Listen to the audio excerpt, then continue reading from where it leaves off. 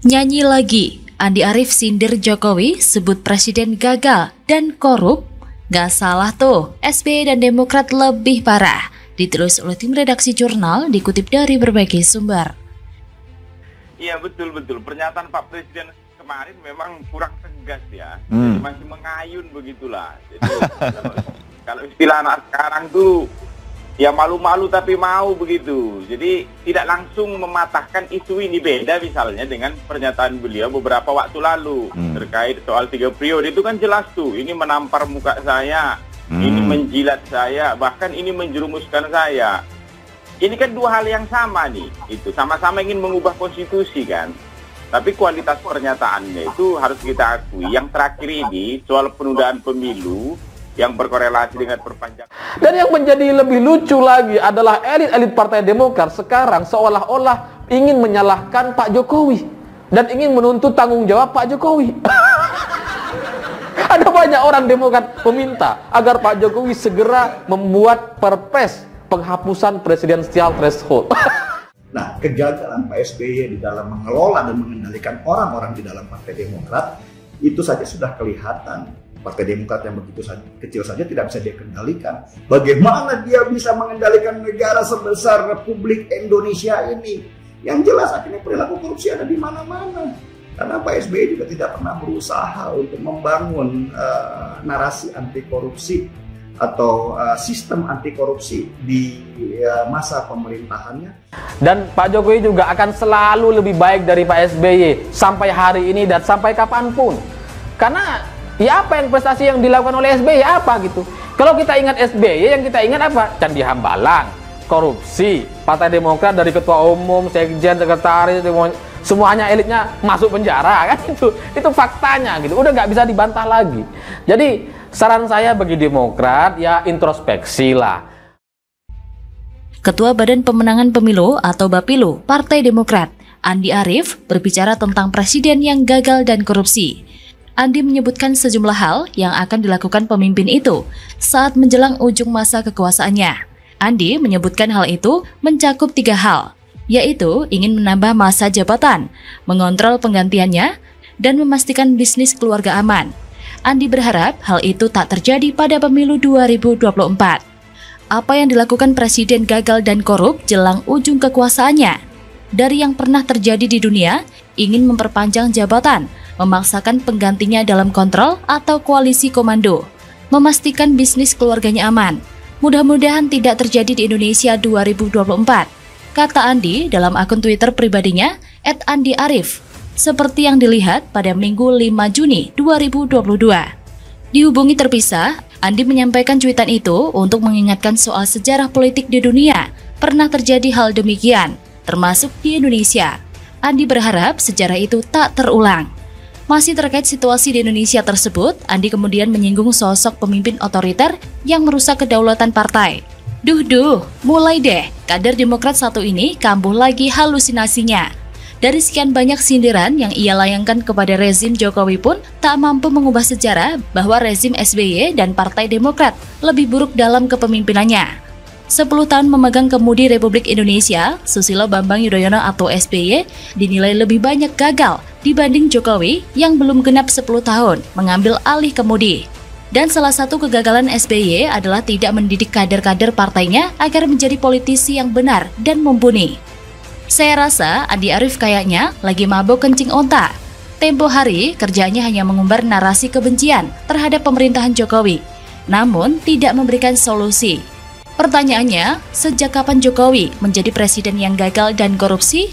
Atau sejak kapan Jokowi mau mengiyakan untuk menambah masa jabatan dan memastikan bisnis keluarganya aman? Apa nggak salah tuh, kambing congek memfitnah Jokowi sedemikian rupa? Emang ya dinasti Cikeas selama 10 tahun berkuasa, apa legasi yang diwariskan? Yang ada cuman menjadikan APBN buat alat korupsi berjamaah, meninggalkan bangunan-bangunan yang mangkrak dan memperlambat pertumbuhan ekonomi Indonesia. Itu yang dimaksud sukses? Mikir black. Pemerintah SBY dengan pemerintahan Jokowi itu bagai langit dan bumi, dua perbedaan yang sangat signifikan. Jokowi menjadi presiden yang membangun peradaban Indonesia. Lah, SBY bangun apa coba? Bangun Candi Hambalang yang mangkrak ya. Bagi saya, Andi Arief itu hanyalah seorang oposisi tolol yang mencoba menggiring opini publik agar masyarakat semakin membenci pemerintahan Jokowi. Padahal, apa yang ia lakukan justru semakin menggiring Partai Demokrat dan nama SBY kian memburuk. Akibat boroknya, lagi-lagi dibongkar sendiri. Memang, sudah menjadi rahasia umum kalau kader-kader Partai Demokrat itu pada blow on karena kepalanya ketutup panci.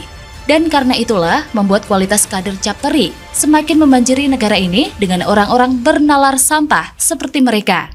Percaya atau tidak, yang namanya hukuman sosial itu jauh lebih mengerikan dan bermasa panjang dibandingkan hukuman yang diputuskan oleh hakim di pengadilan. Begitu pula dengan SBY dan Partai Demokrat yang sampai kapanpun tak akan pernah bisa membersihkan namanya dari tuduhan korupsi dan proyek mangkrak. Padahal beratus-ratus kali pula SBY dan buzzernya membantahnya. Begitulah dungu-dungu. Bagaimana menurut Anda? Pengemplang BLBI banyak tingkah dan bacot, akhirnya dicopot. Jokowi perintahkan percepat sita aset para obligor. Ditulis oleh Panjat H dari siwar.com. Seperti diduga, sebagian pengemplang BLBI akan melakukan aksi perlawanan ketika pemerintah menuntut mereka membayar atau mengembalikan hak rakyat itu. Dana yang sebesar 100 triliun rupiah lebih itu memang murni uang rakyat dari penerimaan pajak dan harus dikembalikan. Para pengemplang yang tidak bermaksud baik dapat terlihat dari tidak adanya upaya mereka untuk membayar. Padahal sudah belasan tahun sejak dana itu mereka terima pada tahun 1998 silam.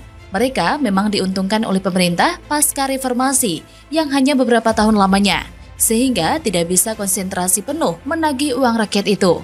Tapi SBY yang mantap berkuasa selama 10 tahun, yaitu pada tahun 2004 sampai 2014, mestinya leluasa menagih piutang tersebut. Andaikan saja dulu SBY punya strategi dan perencanaan yang brilian, sebagaimana lazimnya seorang jenderal TNI, bisa saja dia melakukan apa yang saat ini dimainkan oleh Presiden Jokowi. Pada periode pertamanya, Jokowi mengamati dan memetakan masalah-masalah yang akan dia pecah. Pada periode kedua, karena merasa tidak memiliki beban lagi untuk Pilpres, dia benar-benar bergerak.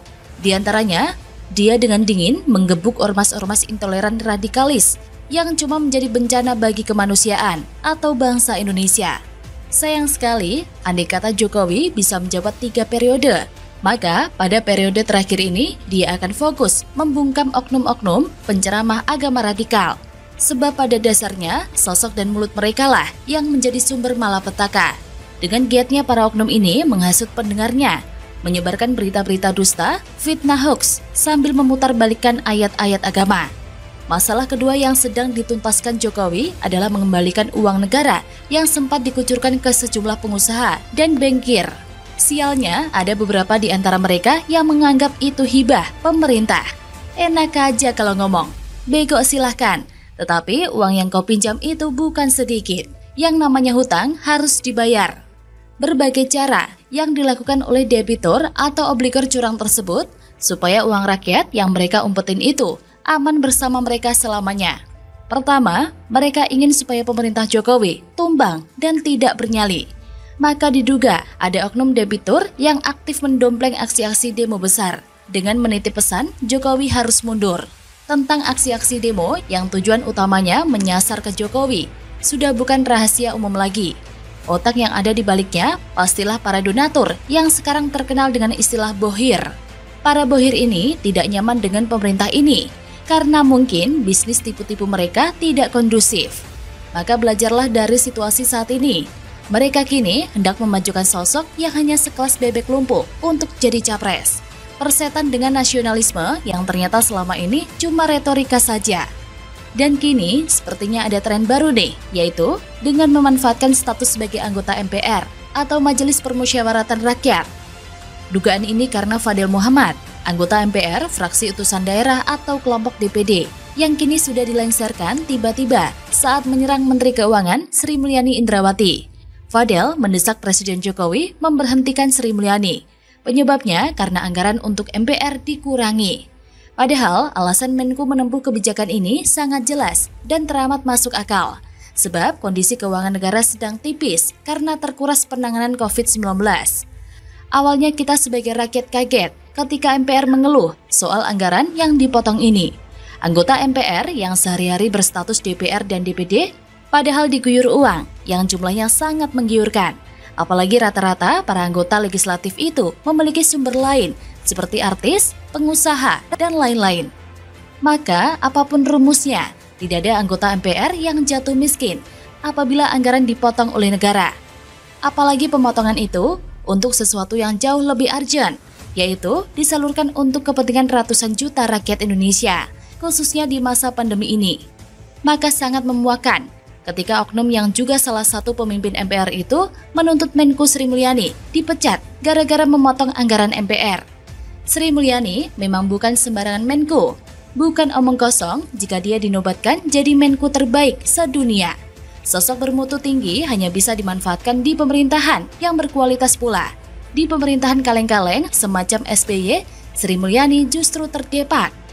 Di atmosfer pemerintahan Presiden Jokowi, Sri Mulyani bisa dengan leluasa membuktikan dirinya, termasuk dengan berani menagih hutang rakyat yang dulunya dikucurkan oleh Soeharto lewat BLBI. Tidak heran jika kini banyak oknum yang gerah dengan Sri Mulyani. Belum lama ini, dia dituntut pecat oleh Fadel Muhammad, yang ternyata juga termasuk blok BLBI. Kabarnya Doi memiliki kewajiban sebesar 136 miliar rupiah pada negara. Ketika aksi-aksi demo yang dikelola para bohir mentok, bukan tidak mungkin para oknum pengumplang itu melirik cara baru. Seperti kini ada selentingan oknum MPR yang juga mengemplang BLBI itu mengancam menggerakkan lembaganya untuk menyelenggarakan sidang istimewa jika Presiden tidak memecat Sri Mulyani yang lancang memotong anggaran bagi mereka itu. Sepertinya memang kondusif, mengingat pucuk pimpinan lembaga tertinggi itu kini jadi jongos sehingga benar diformulai. Maka pemerintah sebaiknya menjadikan momen seperti itu untuk semakin cepat dan tegas menarik uang itu dari pengutang nakal. Sebab jika memperhatikan gelagat yang ditunjukkan oleh oknum-oknum, sepertinya memang tidak ada niat baik untuk mengembalikan uang rakyat itu. Mereka tampaknya hanya menunggu pemerintah berganti supaya uang itu abadi di kantong mereka. Bagaimana menurut Anda?